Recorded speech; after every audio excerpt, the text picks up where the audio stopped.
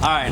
Hey guys, Rufio from Fred and Angie in the Morning, 103.5 Kiss FM, here with Jeremy Zucker. What's up? You just got off stage, Lollapalooza? Just got off stage. My first ever Lolla. Yeah, how was it? It was crazy. Yeah? People like know the words to my songs. Yeah. It's how wild. does that feel when like I seen some of your Instagram videos, the crowd singing your songs, but like at Lollapalooza, a place where people just discover you and they're singing along to your songs. How does that feel, man?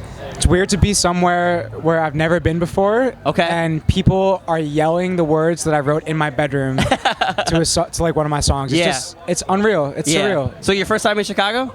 Not my first. This is my third time in Chicago. Okay. I played a couple shows. But Gotcha. It's my first time Lolla? Lolla, yeah. All right. How did you feel when the announcement came out and you're on that lineup, man?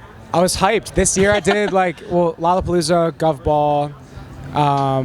Those are like two huge festivals for me. Okay. And there was a first of both, so. Yeah, and you've got a couple EPs out. You put a couple EPs out. Is there you working on a full-length album? Working on my debut album. Okay. Yeah. Debut. Do we want to look in the first. camera and be like, when is that thing dropping? I don't have a date. But I've made a lot of songs for it, and my goal is to make it like the best project that I've ever made. Okay. I always put a lot of focus on projects as a whole as opposed to singles. Okay. Yeah, I'm excited. Yeah, and I see that you obviously a singer, songwriter, producer. Do you have a favorite of the three that you love to do more? I think writing speaks to me the most Yeah. because writing is what people hear when they hear the song. And I get to express myself in ways that I didn't really know that I could. Yeah. And that you can't really do in just words. So between lyrics and melody. Yeah. And then chord progressions. But the thing that excites me the most is production. Okay. But like I feel like my strong suit is writing.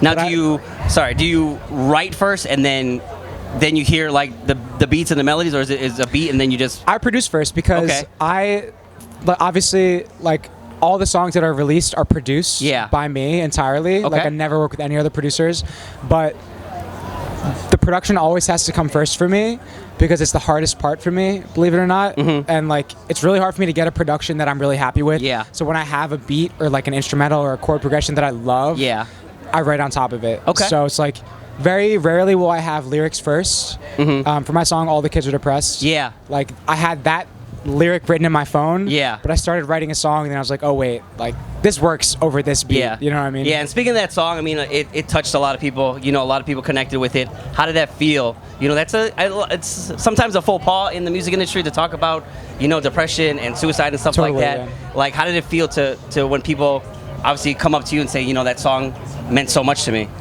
People say like that song saved my life because Yeah. I didn't know that anybody else was dealing with this sort of thing. But you're right, like it has been a bit of a taboo thing to mention in the music industry. It's been becoming more popular with artists like Logic. Yeah, for sure. But not to even shy away from the subject at all. Like the more people that talk about it, the better. Because it's all about visibility. If like the music industry is one thing, and I think it has become like hype to talk about mental illness. Like it's almost become cool to talk about mental illness. For sure. Which is like weird. So people are doing it now for the wrong reasons. Yeah. But like people still get uncomfortable if you mention depression, like when you're out to dinner with your friends. Yeah. Like people still get uncomfortable. And like that's what has to be like erased, or like that's the barrier that has to be broken down. Like I casually mention like, oh, like I feel super anxious, or like, I just been feeling like myself. And just people just ignore it a lot of the time. People feel weird because it's like everybody wants to see happiness. Yeah. Like, because if they see other people that are happy, like, then they're like, oh, I can be happy. Yeah. Like everyone's got. Can I curse? Maybe not. Okay. Everyone's got stuff wrong with them. For sure. Oh, can you curse? Yeah. Go ahead. Yeah. Everyone's got shit wrong with them. And like, nobody wants to admit it because everybody wants to be happy, and it's like if you speak it, it exists. Yeah.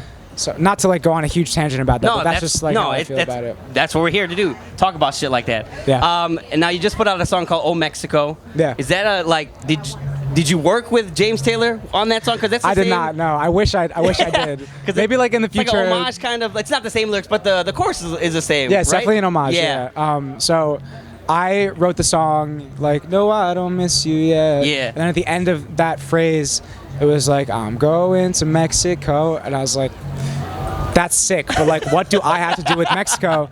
And then like I kept writing, and like the original version, it was like, I'm going to Mexico, and the next line was like, going back to Colorado, which is where I went to school. and like I went to Mexico over spring break when Okay. I was a senior in college. Yeah. And so the song was more about like all the places that I've been and all the places that I want to go in order to escape where I am right now. Yeah. And so I wrote those lines, and it was originally Mexico, Colorado. Then I was going to say a bunch of places, but then when it came around to the chorus, I was like, oh, Mexico. And then I remember the James Taylor song, and I'm like, that's why I was singing Mexico, because I grew up listening to that song. Yeah. And like Caroline on My Mind, Sweet Baby James. For like, sure. I just grew up around James Taylor. My That's parents awesome. played it. Like all of like my older role models when I was little played James Taylor. And Now, listening to James Taylor as a kid, has music always been your main focus? Like as a kid, is that what you wanted to do growing up? yeah, it was like a fantasy growing up for Okay. me. You know, I was in bands when I was little, and it was always just like, okay. What was your instrument? like- What did you play? I started piano when I was really young. Yeah. And I hated it.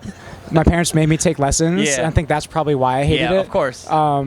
But then I convinced them to let me take guitar lessons, and I stopped playing piano Yeah. and started playing guitar. Okay. And started like writing music and singing music based off of like Blink-182 riffs and Yeah. Linkin Park and all the Nice. stuff that was popular like Cool. when I was in 5th or 6th grade. And it just slowly evolved into like, it was always this fantasy for me, like, okay, I can be the one, like if these guys are writing these songs, like why can't I be the one up there? Uh-huh. And it was so clear to me the whole time. And then like, and so I was always writing music and doing stuff, and then high school hit Yeah. and college hit, and I was like, wait, this is actually like way harder. I was putting stuff out online, like me and my best friend back in the day, like would put like, we'd make electronic hip hop pop Yeah. songs, and like a couple of our friends were like, yo, this is really dope. And we knew that it was really dope at the time. But, like everybody would shit on us in Yeah. high school. And we'd be like, yeah, maybe this isn't like, maybe we're not really. Yeah. But we knew that we actually were good. Yeah. Listening back, it's really cringy, but like you could tell there was something in there. Yeah, for sure. Way to And stick so with it too, man. Yeah. that like little thing that we would always cling on to sort of like built up over time. And for a while I thought it wasn't a viable career path Okay. for me. And then towards the end, and I was just always doing it with school. Then towards the end of college, like I got an offer to go on tour with Lauv. My music was popping on Spotify and SoundCloud, and like people were reaching out to me, and I Yeah. was just like, okay, if all these people believe in what I'm doing, then I probably should. Yeah. So I'm gonna go for it. Nice. And my plan was like, I was pre-med in school, so my plan was like graduate college, Wow. spend 2 years doing music. If I'm not successful, I'll go to med school. And like right when I graduated, the following fall, I did my first headline tour, sold out 26 dates. That's awesome. And And it said, bye-bye med school, and yeah. Peace med school, yeah. So yeah, here I Yeah, am. man. Thanks for being here.